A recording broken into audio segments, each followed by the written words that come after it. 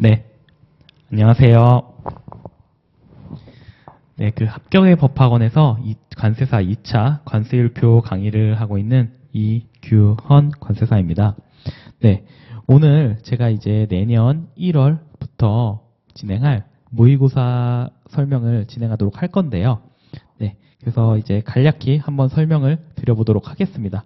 우선 이제 내년, 즉 모의고사를 보실 분들 올해 정말 4월, 빠르면 4월, 뭐 늦어도 5월부터는 아마 각 과목별로 기본 강의부터 뭐 어느 학원이 됐건 그렇게 수업을 들으시면서 아마 준비를 하고 계셨을 거예요.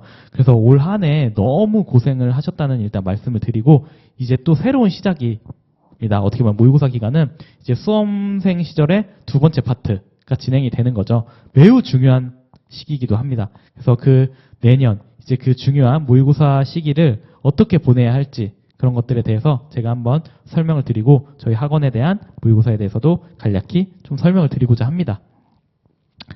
모의고사의 중요성.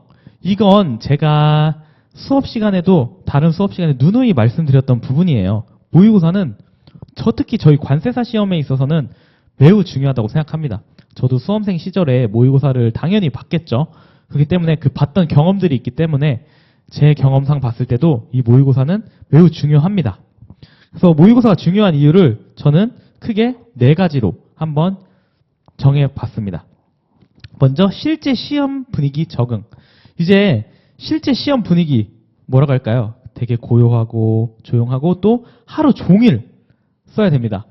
하루 종일 아침부터 저녁까지. 그렇기 때문에 아마 지금 솔직히 말씀드리면 그렇게 하루 딱 날 잡고 쓰면 진짜 실제 시험을 보듯이 한 분들은 많지는 않으실 거예요. 뭐 하프 모의고사든지 뭐 이런 건 해보신 적이 있을지언정 그것도 과목별로 이렇게 하루 종일 전 과목을 써본 경험이 많지는 않으실 겁니다. 그렇기 때문에 실제 시험에 대한 분위기를 정할 수 있고요. 또 내 실력에 대한 객관적인 파악이 가능합니다.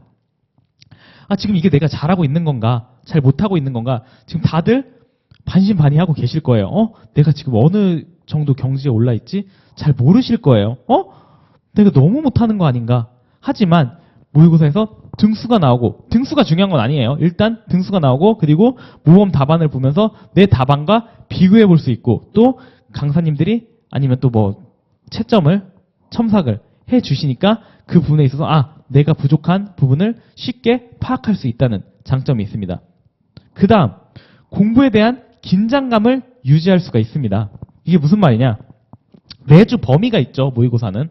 저희는 매주 범위가 있습니다. 그 범위에 맞춰서 공부를 하기 때문에 긴장감을 계속 유지할 수, 나 이번 주에 또 시험 있지. 이번 주에 또 시험 있지. 이번 주에 또 시험 있지. 라는 긴장감이 유지될 수 있어요. 이게, 죄송합니다. 저도 합격하고 나서 이제 제가 많은 분들께 말씀드릴 때 저는 20번, 모의고사를 20번, 뭐 22번, 24번을 본다고 칩시다. 저는 제 앞에 그냥 실제 시험까지 해서 23번, 24번, 20번의 벼락치기가 있다. 이 벼락치기를 클리어하면 끝난다라고 생각을 했어요. 그 벼락치기를 매주 하다 보니 그 매주 시험 범위에 대해서 긴장감을 유지할 수 있는 거죠. 그렇기 때문에 그런 긴장감 유지 차원에서 매우 좋은 수단이 될 수 있다고 생각하고요. 그 다음에 수험 기간 중 성취감입니다. 생각보다 만약에 내가 보면서 생각보다 내가 점수가 높게 나오네? 생각보다 내가 등수가 높네? 라고 하면 뭔가 성취감이 있어요. 이거 내가 좀 잘하고 있구나 라는 성취감이 들게 되면 물론 등수가 안 그건 나중에 이제 뒷부분에 설명을 드릴게요. 어쨌든 성취감이 있기 때문에 자신감이 붙을 수 있습니다. 그러한 측면에서 모의고사는 매우 중요하다고 생각을 하고 있습니다. 단 이 공부에 대한 긴장감이 부담이 돼가지고 모의고사를 중간에 거르드시는 경우가 있어요. 저도 말씀드렸지만 저는 수험 생활이 좀 길었기 때문에 뭐 모의고사를 그래도 매해 응시는 했는데 처음 떨어지던 해에는 모의고사를 보다가 제가 예를 들어서 이 범위에 대해서는 약간 공부가 부족한 것 같아. 그 시간에 모의고사 볼 시간에 차라리 내 공부를 더 해야지 라고 했던 생각들을 많이 해서 모의고사를 빠지는 경우가 많았어요. 자체적으로 이제 모의고사를 빠진 경우가 많았죠. 물론 합격하던 해에는 다 봤습니다. 마지막 2주 시험 직전 한 2주 빼고는 다 봤어요. 그렇게 했던 이유는 모의고사를 안 보고 그 시간에 차라리 내가 부족한 부분 더 공부해야지? 전혀 도움 안 돼요. 공부도 안 되고. 그리고 한 주가 빠지면, 한 주 빠지는 게 어렵지, 한 주 빠지기 시작하잖아요? 계속 빠지게 됩니다.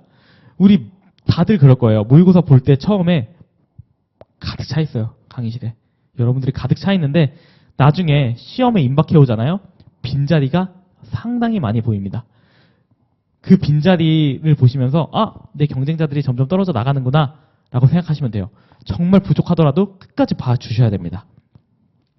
그래서 모의고사의 활용법에 대해서 설명을 드리고자 해요. 일단 이건 성취감과 반대되는 측면인데 절대 좌절 금지입니다. 절대 좌절. 만약에 등수가 안 나올 수도 있어요. 생각보다 점수가 낮을 수도 있습니다. 절대 좌절하시면 안 돼요. 좌절하시면 안 됩니다. 모의고사잖아요. 실제 시험이 아니에요. 물론 모의고사를 잘 본 사람들이 합격할 확률이 높겠죠. 단 분명히 불합격자 중에 항상 모의고사 때 최상위권 이런 분들 실제 시험에서 떨어지는 경우도 다반사입니다. 그러니까 그리고 또 합격수들 보면 모의고사 때 저는 항상 등수가 낮았는데요. 했는데 실제 시험 붙으신 분들도 꽤 있고요. 그렇기 때문에 절대 좌절 금지입니다. 모의고사는 등수를 잘 받기 위한 시험이 아니에요. 내 수준을 체크하고 내 부족한 면을 보충할 수 있는 기회가 되는 겁니다. 그래서 이 두 번째, 교재의 추가 내용 정리. 예를 들어서 모의고사 보다가 이건 내가 공부한 범위가 아닌데, 내가 공부했던 부분이 아닌데, 내 교재에 담겨있는 내용이 아니네 싶으면 그러한 것들을 모범 답안을 보면서 추가 내용을 그 자신의 교재에 정리하는 겁니다. 제가 말씀드렸죠. 12월까지 내가 공부할 하나의 교재를 만들으시라고요.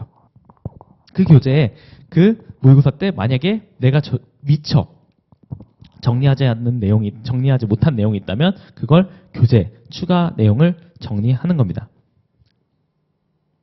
그리고 여기 남은 기간 매주 공부 범위 정리. 이게 무슨 말이냐? 우리가 공부할 때 항상 범위를 좀 정하는 게 어렵잖아요. 그래서 저는 만약에 그런 게 고민이 너무 된다 싶으면 그냥 모의고사 범위대로 그 한 주 한 주를 공부하시는 걸 추천드립니다. 그래서 내가 공부할 범위를 따로 정하지 않더라도 모의고사 범위를 그 한 주 내에 공부를 하면 되는구나 라고 생각하시고 공부를 하시면 된다는 거죠. 그다음 마지막, 뭐든 해봐라입니다. 뭐든 해봐라. 이게 무슨 말이냐? 모의고사 때 다양한 시도를 해보세요. 연습이잖아요. 내가 연습이니까 저도 모의고사 때 엄청 많이 해봤어요. 예를 들어서 뭐 문제를 순서대로 푼다든지 아니면 내가 자신 있는 문제부터 푼다든지 아니면 뭐 시간 배분을 어떻게 한다든지 이런 방법으로 기술해보든지 저런 방법으로 다양한 시도들을 해봤습니다. 그래서 그 모의고사 기간 동안 다양한 시도를 했고 최종적으로 나는 시험 때 시간 배분을 이렇게 하고 이렇게 문제를 답안을 구성할 거야 라는 걸 딱 세우고 마지막 시험에 임했던 거죠. 실제 시험에. 그러니까 모의고사 때 다양한 시도들을 해볼 수 있는 그런 기회가 주어지는 거죠. 뭐든 해보라는 그런 말씀을 드리는 겁니다. 그렇기 때문에 그렇게 해서 자기만의 답안 기술을 방법을 찾아내면 이렇게 저처럼 좋은 성적으로 합격을 할 수 있다고 생각을 합니다. 그럼 저희 이제 학원의 모의고사 과정을 말씀드리고자 하는데요. 일단 보시면 이렇게 저희는 모의고사를 따라만 오면 반드시 도착한다. 이게 무슨 말이냐? 결국 합격한다는 거예요. 단 여러분들 이제 이런 게 또 고민이 되실 거예요. 사람이 많은 학원에 가냐? 적은 학원에 가냐? 이런 고민들이 있으실 거예요. 각자의 장단점은 다 있습니다. 저도 다 경험해봤고요. 사람이 많은 데서 본다. 그것도 충분히 좋은 경험이 될 수 있어요. 사람이 적은 데서 본다? 내 수준을 제대로 알 수 있을까? 라는 생각도 들 수 있습니다. 하지만 저는 과감히 말씀드릴 수 있습니다. 사람이 적어도 합격할 사람은 합격하고 사람이 많아도 불합격할 사람은 불합격합니다. 자, 학원들에서 합격생들이 많고 합격률이 높다 이렇게 말씀드리죠. 다시 한번 말씀드리면 사람이 많으면 불합격률도 과연 가장 높지 않을까요? 그렇기 때문에 저희 학원 같은 경우는 뭐 수험생이 다 학원에 비해서 뭐 적을 수도 있고 뭐 아니면 또 어떤 학원보다 많을 수도 있어요.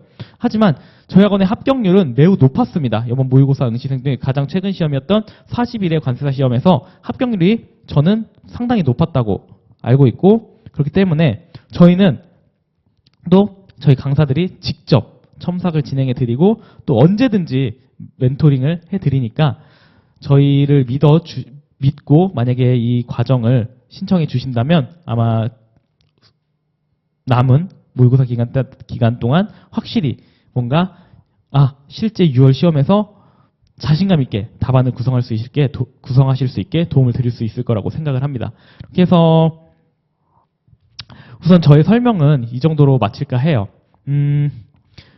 많이 진짜 고생을 하셨을 것 같아요. 불안하시죠? 뭐 시국도 시국인지라 뭔가 공부에 집중하기도 힘든 그런 상황인데 그래도 뭔가 외부 그런 환경에 휘둘리지 마시고 일단 6월까지는 세상과 단절돼도 좋습니다.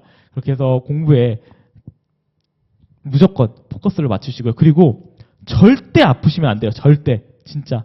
물론 사람인데 아프죠. 저도 수험생 시절에 매우 많이 아팠습니다. 하지만 그 아픈 것도 관리해서 수험생활 동안 최대한 좋은 컨디션을 유지하는 것도 그 어떤 것보다 중요해요. 그러니까 특히 모의고사 기간 때 상당히 힘들어요. 그 하루 종일 쓰고 한다는 게 너무 힘들거든요. 그렇기 때문에 모의고사 기간 때는 너무 또 쉼 없이 달리지 마시고 그래서 뭐 모의고사 본날 그 다음날 오전 아니면 그 다음날 하루는 좀 휴식을 취하면서 그렇게 페이스를 유지해가면서 공부를 하신다면 충분히 좋은 결과가 있을 겁니다. 저도 여러분들의 좋은 결과, 즉 합격이죠. 합격을 위해서 누구보다 열심히 노력할 테니까 저 믿고 따라와 주신다면 제가 큰 도움이 될 수 있도록 최선의 노력을 다할 테니까 꼭 신청해 주셨으면 좋겠습니다. 네, 감사합니다.